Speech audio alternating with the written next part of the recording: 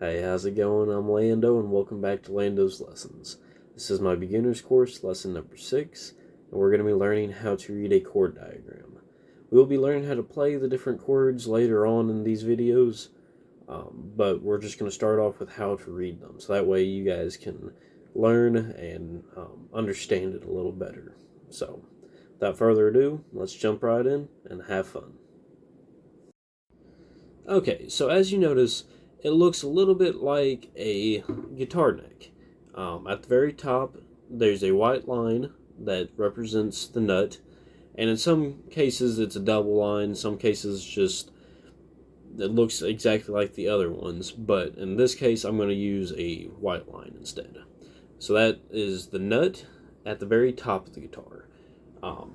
It's not the guitar is not like this, it's straight up and down, to where the thickest string is on this side and the thinnest string is on this side. So underneath the nut of the chord chart, there will be a couple more lines, which will represent the frets. So as you see, we got the first fret, second fret, and the third fret. And that's all that's on that chord chart. Sometimes it's more, sometimes it's less. But for the most part, it's about 3 lines. So like I said in my previous video, each finger we have has a number.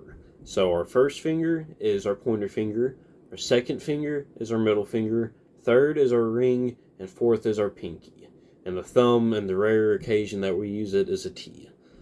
As you see in the middle of the chart, there are 3 black dots. Each one has a number on it, and that represents which finger we use. 1 being our first, 2 being our second, 3 being our third. The black dots will be either on a line or right behind the line, and that represents which fret you put your fingers behind. If they're right behind the very first line underneath the nut, then that means it's the first fret. If it's on or behind the second line underneath the nut, that means this is the second fret, and so on and so forth. In this case, this is an A major chord, so they will all be behind the second fret. It won't always be like this. Some will be behind the first, some will be behind the second, some will be behind the third. But in this case, being the A, it is all behind the second fret. You may also notice that there are 2 circles at the very top of the chart and 1 X. So what that means is the X is a muted string, or you don't play it at all. And the circles are still being played, but you don't have any fingers on that string. So it's like it's wide open and you're not placing a finger on any fret along that string. There are different types of chords. There's majors, there's minors, and there's sevenths. Those are the main ones used for guitar. There are some other random ones that'll be thrown in along the way, I'm sure, but those are the main ones you need to know. And most of the time on a chord chart, which I will put on future videos, I just made this one really quick, but in future videos I will have which chord is like which chart.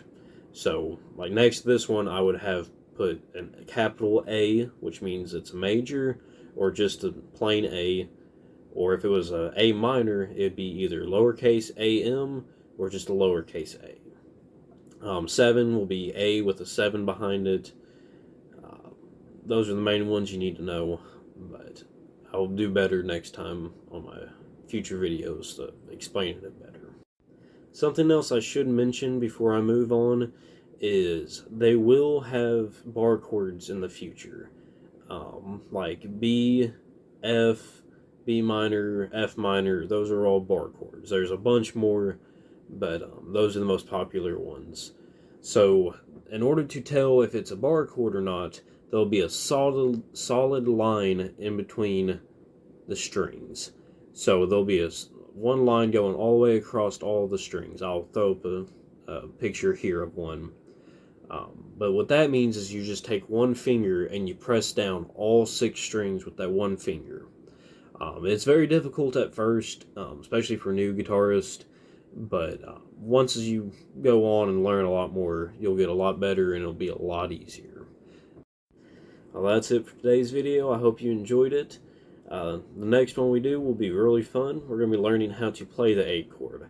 Now, you might think that you know how to play it now, but I'll be going over some do's and don'ts of it. how to make it sound cleaner, and how to get to it quicker. Once as we learn how to play that, the next videos after that we'll learn E and D majors. Going to be super fun, and once we learn the three of those, we'll start our first song. So, hope you enjoy it, and remember, like and subscribe, and stay tuned.